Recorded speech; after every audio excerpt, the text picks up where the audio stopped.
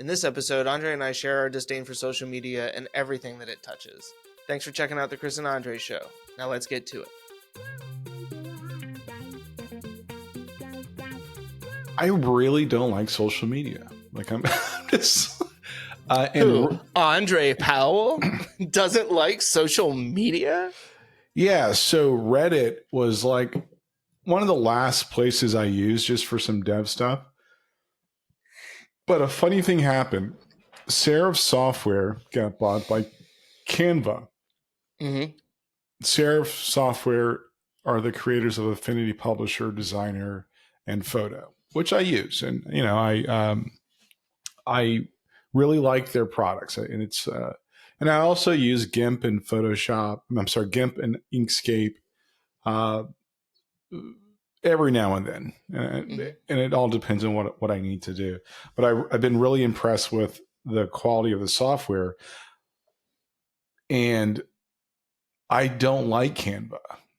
I just don't like it. It's just not for me. It's not professional enough for me. It's like Canva is like for me, people that use italic fonts in emails. it's I mean, like default or just anytime? Because sometimes you want to use italic to emphasize certain parts. It's the curse of italics. You know that you ever get an email from an older person?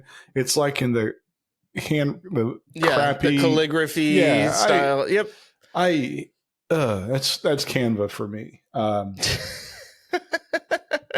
I mean, yes, I think Canva is essentially like a layman's visual, layout, graphic design tool, right? It's not meant for people who have any real understanding of any sort of Photoshop or, like graphic manipulation tools. It's meant for everybody else that doesn't want to take the time to learn, and so for certain applications, like I think Canva is a great tool, but yes, I understand what you're saying, that for you, it does not serve any of the purposes that you need. It's an insult. It is. No, I mean, I totally get that. I use it occasionally, usually for stuff like within the family, like when we're making like little flyers or little, like things like that around the house. But everything else, I use GIMP or Inkscape at this point, because I'm not going to pay for anything cheap. Well, so that brings me to my second point. I was very disturbed because I don't want to have a web-based tool. Like there's sometimes I don't like web apps for like everything shouldn't be a web app. Like it just doesn't make sense to me. Canva is a type of tool that shouldn't be a web app. Figma, when Adobe was going to buy Figma, I was like, I really don't care because I don't really like Figma that much. To be quite honest with you, I just don't. Some applications shouldn't be web apps. I can't get behind that. Not saying web apps are inherent, like Riverside is a web app, not inherently bad. Right. It's not that all web apps are bad. It's just that not all apps belong as a web app. Right. Right. Give me so there's that. I've been spending money on I've been buying software from indie developers because I there's a couple projects where I'm like, oh, that's cool, I'll buy it. Case in point, I'm a big fan of Joplin. I was using Joplin before it got super popular, where it is now. And this is when we were at E-Area. I was telling people, like, hey, forget Evernote, use Joplin. Then I had a sync issue, and it kind of pissed me off. And it wasn't Joplin's fault. I moved all my notes to strict Markdown and was using VS Code. But it was just kind of cumbersome. Wasn't bad, but it was kind of cumbersome. So I found this application called Upnote with a lifetime license of like $30. To be honest, I was kind of skeptical because the developers are based out of Vietnam. And I was like, I don't know if I should, But I was like, dang, I'm not putting confidential information in a Note application anyway. So I spent the $30. Not a heavy investment. I don't mind investing in developers. Just like Joplin is a very popular program right now. Like there's a lot of activity around it. I think I liked it more when it was niche and not everybody knew about it. And then when it became popular, I was like, I don't want to use that anymore. So what you're saying is that you are a hipster software developer. I am. Where you only like things until they become mainstream, and then you're like, "Ew, they totally sold out, and now it doesn't fit my profile anymore." I was actually thinking, I was like, man, am I becoming like a software snob? And it's you are. You absolutely are. Don't fucking pretend like you're not. So I was like, oh, I'll spend. So I don't mind paying for software. Back how this connects to Affinity is that I like their licensing. So you have an affinity for the licensing? licensing. Yes, of course you did that. Yeah.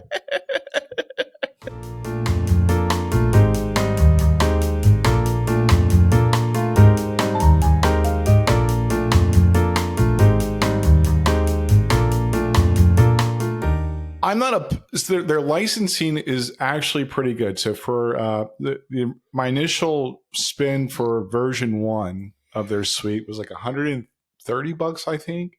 Mm-hmm. They came out with version 2, and it was just like I think $80 or $90 upgrade. Nothing extravagant. I was like, oh, I can afford that. I don't mind licensing like that. I don't want to pay subscriptions. So that's like, unless there's a reason there should be a subscription, like you're running servers and you're hosting everything. Like it doesn't, like Adobe's pricing doesn't make sense to me. Like I don't understand it. I don't get how they justify it. It actually pisses me off. So I will not use Adobe products. They're great, but I can't justify the cost for them. Yeah. I have some IDEs from JetBrains. I do like whatever the initial purchase is, and it's a perpetual license, and it's like I think it's like $60 a year. I don't mind paying that. Like I'm fine with that.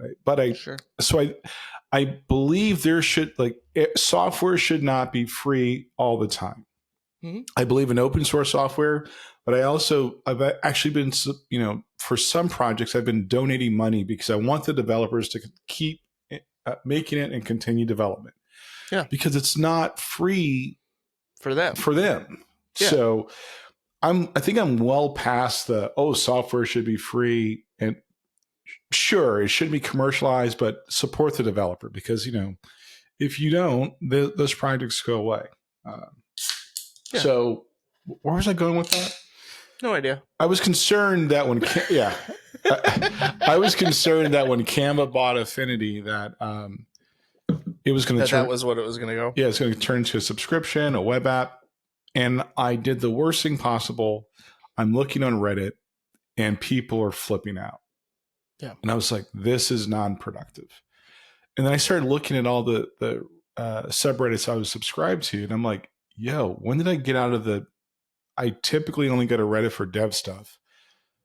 And I started noticing that we talked a while ago. I took Reddit off my phone, but I kept going to the site because I was hooked into the whole spiral of like the politics subreddit, the this and that public freak out. I'm like, I don't want to see that shit. I just don't care.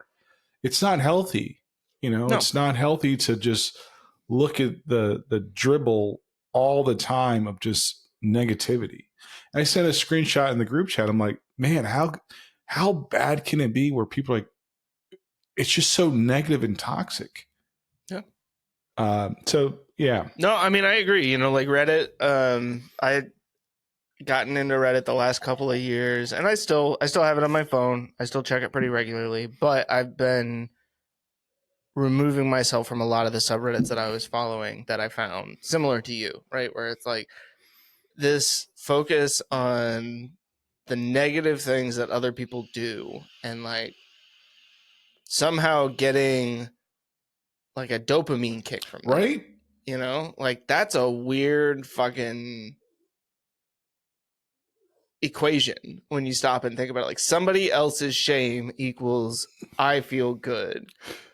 Dude, I'm scrolling through Reddit and I'm telling myself in my head, and I know it, I'm very well aware of it, this is not healthy.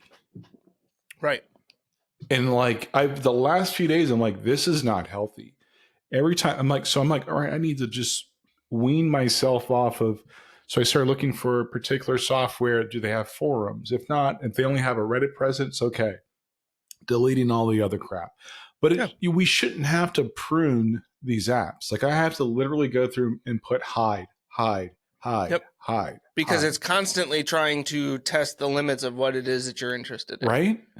I mean, it's just like YouTube. It's just like any of these other algorithmic based, display columns, which is essentially all it is. And how we respond to that is what they're banking on, right? That your morbid curiosity will get the better of you. And all it takes is one click, right? It's just like targeted advertising. If you see an ad on Instagram, you're like, oh, that's interesting. Don't ever click it. Go to Google, open an incognito browser, and search for it. You're welcome. Because all you're going to see for the next month is ads for that exact product and ads for that product's competitors. Yep. And it's so Florida just passed a law that bans 14-year-olds from social media. I don't necessarily agree or disagree. I think parents should be better parents. And I know that any parents out there, hear me out first. You suck. Stop buying your kids smartphones. Like, I don't care if little Johnny's got one and your kid feels left out. Stop buying them the crap. Don't buy your kids tablets. Like, all those things should be, there should be some constraints. They're not going to be left out, right? What is happening in a group chat with a bunch of 13, 14-year-olds? I mean, nothing good. Nothing productive. Yeah, exactly. I mean, so we got an iPod for our 10-year-old, and it allows her to do like a little bit of messaging, and she can go on like YouTube Kids on it. And that's pretty much the only two things that she ever really uses it for. But even then, it's like I have to constantly check to see like what's going on in these group chats, like, all of this stuff. And it's not something that she just has on her all the time. Right. That's something that we keep up where she can't get it. And once everything else has been completed for the day, okay, now you can have a fixed amount, 2 hours technology time a day. I know we talked about this in an unpublished episode. What are you talking about? Unpublished. We've never not published an episode we've recorded. I get them out immediately. But I think there's still a lot of onus on parents to manage the crap they're letting their kids see. Yes. It's all on the parents, right? But it's the abdication of responsibility by a lot of parents. Where it's like, well, I don't have the time, or, I can't put forth the effort to monitor this. And so it's up to this, corporation to be the parent for my child when they're on this app. To do a better job. Their responsibility. To do a better job of being a parent to my child outside of myself. I mean, it's just like YouTube Kids, right? Like, yes, YouTube provided this kids version of their app because they understand that kids want to watch videos. No, they understand that you want to market to kids. Yeah, there you go. To be fair. Yes, they understood that kids were a marketable entity based on that platform, but that parents didn't feel comfortable letting their kids have carte blanche access to all of YouTube. Right. But even then, there was stuff that people were specifically creating that starts out seemingly innocuous and then gets really freaking weird as it goes in. And even then, like, marketing to kids, like targeted marketing to kids like that. Don't be so naive. Saturday morning cartoons. I know I grew up with them. I know you probably absolutely. You got the tail end of it. Those were all your age group. Literally got the. We had lots of Saturday morning cartoons, but you got the tail. Like, you guys did not get the steroid version of it. Like, I remember watching cartoons with my kids on the weekends when I could. They weren't the same commercials that so that's fair. That I had growing up, from cereals to. Well, yeah, they weren't promoting cigarettes to kids anymore. Get it? I made a joke that you're old. Well, there's an ad from the 40s where it said, "Give your kid a cigarette so they'll sleep better." I'm like, why are we doing that? give him a thimble of whiskey. What's the worst that could happen? Fair enough. But I think parents have abdicated their responsibility to raising their kids. I'm saying for the social media front, whether I'm just wired differently, I noticed that it wasn't healthy and I had to do something different. So for all the people out there that say that it's the company's responsibility, yeah, they probably shouldn't, hoodwink you, but you should also be able to say, yeah, I need to like cut this back. This is crazy. I mean, to me, a lot of it comes back to who does the company actually care about, right? If we're talking about Meta, right? Or, even Reddit, who do they really care about? Do they care about the end users? Right now it's shareholders with those two examples, right? Well, and advertisers. Sure. Right. I mean, look at the shit that Twitter's in because of advertisers, right? And that's ultimately like Elon's trying to pretend like, oh, I'm doing this because I want to make everybody on the app feel like they can say whatever they want, even though that's not really true, because if you say something he doesn't agree with, then he gets rid of it. But at the end of the day, the problem is he doesn't have the fucking advertisers. Yeah, so he bought it for $44 billion. The last estimate I saw was 23. I think around $23 billion clean value of the company. I just don't. When it comes to social, I don't see a value of social media. No. Like it's just and I will say it for the umpteenth time. I think social media is just a really fancy group message, and that's about it. And I don't see a value to it. Like even the stuff I follow on Reddit, there are times where I'm like, man, this isn't really needed. I follow like the developers of a software because that's where they choose to communicate of new features, blah, blah, blah.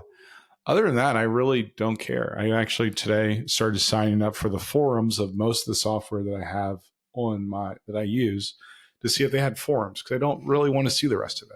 I don't care about everything all at once. So, and the point is, right, that you are you're seeking out the support channels for these software programs. Right. If they happen to be on Reddit, that's where it is. If they're not, you grossly prefer that. Right. Yeah. So no, I think that makes sense.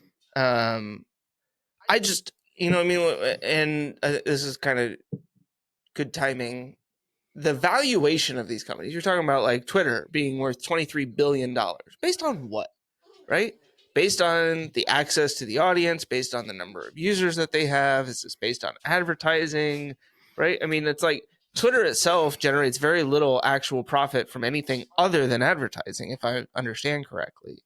Fair. But social media companies are media companies. They're not social anything. They're just media companies, and they provide a platform. Now the valuations are like fundamental valuations, like back in the old days, based on earnings per share, like your earnings based on expenses. Yeah, those have I thought disappeared.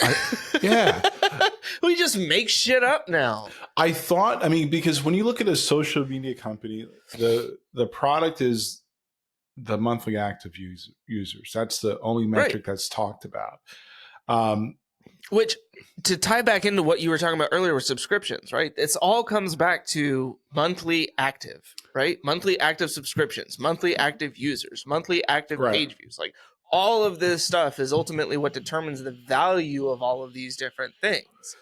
But then when you look at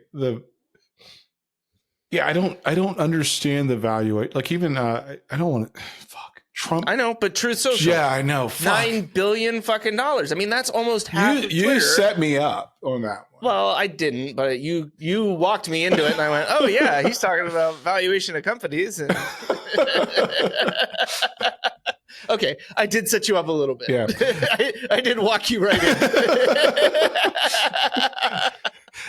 Andre, I have this nice pile of leaves that are just very carefully spread out over here. I'd like you to walk over top of this and not worry about what might be underneath. I was in my mind, like navigating away from like. Oh wait! I'm like, no. We're gonna bring that right back in. So there's an intrinsic value to like to the cost or the value of a brand, right? Mhm. That's why I get immensely annoyed when people say, "I'm building my brand." I'm like, "Shut up, you're a person."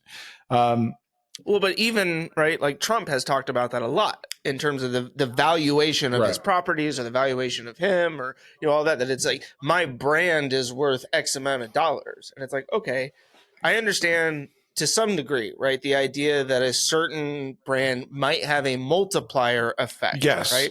Nike. But it can't be that standalone with literally no product, that brand has value, right? So Like if Nike isn't making shoes, if they're not making sporting good equipment, the brand itself, Nike, well, it's kind of baked into the equation, in my opinion. it is. I Sure. think that think about the Bud Light fiasco. They built up all this goodwill with customers and consumers, and because And then they said, let's target another market that has no interest in drinking our beer. right. let's make a promotional deal with someone from that side, and let's see. I can't imagine that would have negative impacts. This cannot blow up in our face. Yeah. So then there's that. So there is the valuation of Truth Social is ballooned, and I think analysts are like they're sounding the alarm bells. Yeah, but it also the company has lost money. Yeah, right. The company is negative. They are in the red in terms of their profit margin. And yet they're saying, no, this is worth $9 billion. They made $3 to $4 million in ad spend last quarter, I believe, or last year, and lost $39 million. So net, they lost, let's say, what, $42-43 million, and only buffered some of that loss. And people are, and SPACs are, let me back up. Let me just tell you what I really want to say. I don't care about Wall Street. Like, I think it is a ruse to keep the wealthiest, and I have nothing against people being wealthy. But when we try to commingle Wall Street performance with the average person's, and everybody else, basically. Yep. Their average day-to-day life experience, right? Yeah, it doesn't connect. Oh. Like I was listening to, the Dow's going to hit 40,000. Who cares? Who gives a flying shit if the Dow hits? Except for the fucking Wall Street guys, right? Right. So everybody that says, I've got my 401k, I've got a portfolio. What are you doing with your 401k right now? I have mutual funds. What does it matter if your fucking 401k or your mutual fund goes up $1,000 or down $1,000 today? It doesn't fucking matter. Right. It's all, that's so ingrained in our society now. But and I'm not anti-capitalist. I'm not anti-free market. I'm well aware. I am between the two of us, right? But the measuring stick of Wall Street is so passé. It's just like that's 1960s, 1970s max of relevancy to most Americans in this country. End of story. Like it, and on top of that, the top 2%, and I'll say 2% because I find it hard to believe it's only 1% of investors are the only ones that make money on Wall Street. Your mutual funds aren't doing dick. Even since the Magellan Fund, which is, all right, ladies and gentlemen, just to give you the unabridged edition, Peter Lynch started the Magellan Fund for one of the strongest first mutual funds ever. and it was a way for people to actually invest in the market to where there was it made sense. Mm-hmm. Nothing has ever in recent history compared to the success of the Magellan Fund. Yeah. All the basics of investing, like individual investors, were so priced out of the market.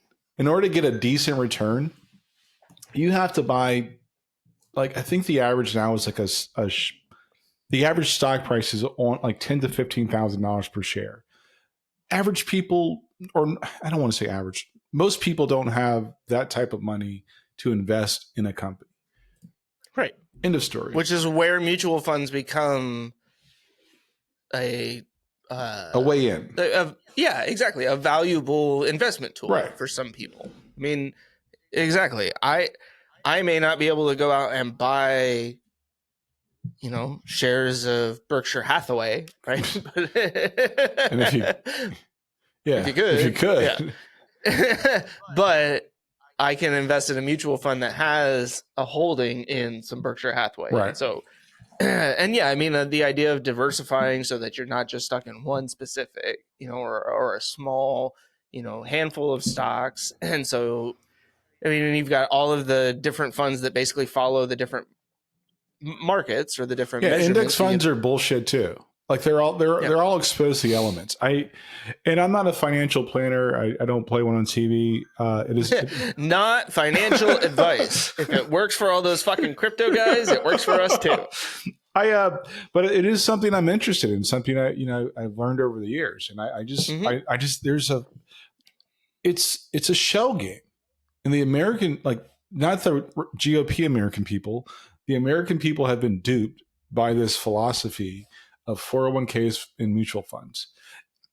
Here, you mentioned you hit the nail on the head. Crypto was cool the first 6 months, and then when everybody got involved, it became a shit show. Right. I mean, it's like getting into a pyramid scheme at the end of the scheme. And that's all crypto ever was. I'm sorry, but with no actual intrinsic value tied to these assets or securities or whatever you want to call them, how you can sit there and say that it's not a fucking pyramid scheme when the only way to make more money is to get other people to buy into it. The Altman guy got 25 years and he had to give up $18 billion. I'm like, go, okay. Whoops. Actually, that's Sam Bankman-Fried, not Sam Altman. Sorry for the mistake. Back to my shit. Yeah, I wish I had $18 billion that I had to give up, right? Yeah. Like, so not that I want to spend 25 years in even like a white collar prison, but fuck, like he'll be living nice in that prison. He's probably got a computer while he's in there, and he'll be committing more financial fraud crimes. It'll probably get out in 8 to 10. And he's a fairly young guy. But my point on Wall Street, I'm not talking about both sides of my mouth. I'm just saying, like, it doesn't help the average. I gotta stop saying average. It doesn't help everybody else. Right. It's not a good measurement of how everybody else is feeling every time that they check their bank account, right? That's what I think the misleading measurement is. It's like, oh, if the stock market's doing good, then everybody's doing good.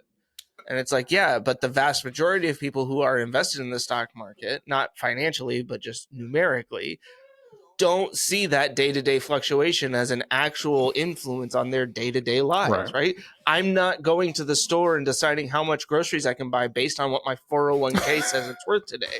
And because that's a shitty fucking way to decide your family budget, but B, because that's also a completely unrealistic way to look at it. Right. And the fact that people's retirements are locked into 401ks with a supplement of the goalpost move, like what is it called, Social Security? It's like, that could be diminished in like a day. It just takes one global event, and this is doomsday, but it takes one global event to wipe out your 401k. Right. End of story. We've seen two of them in the last 30 or 20 years. 08, 09.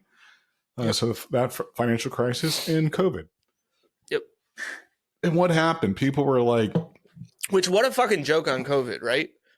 Like, COVID markets tank, everybody sells off terrified, and then markets come back just fine. Oh, you lost a shit ton of fucking money because you panicked.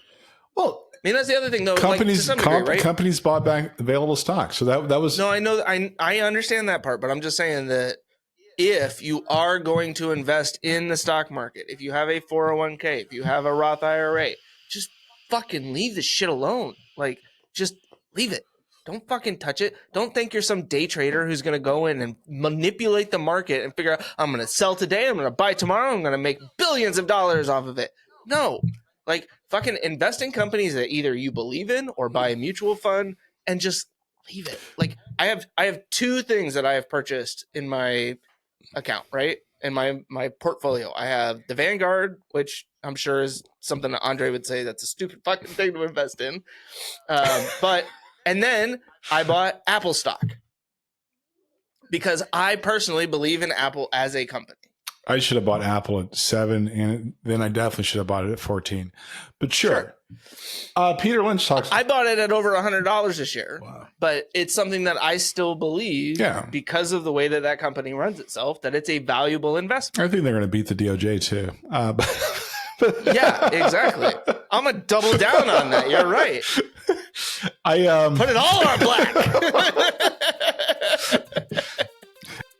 I just want to say thank you for all the people that subscribe and listen to the Chris and Andre Show. We're very glad and grateful that you listen and you've subscribed.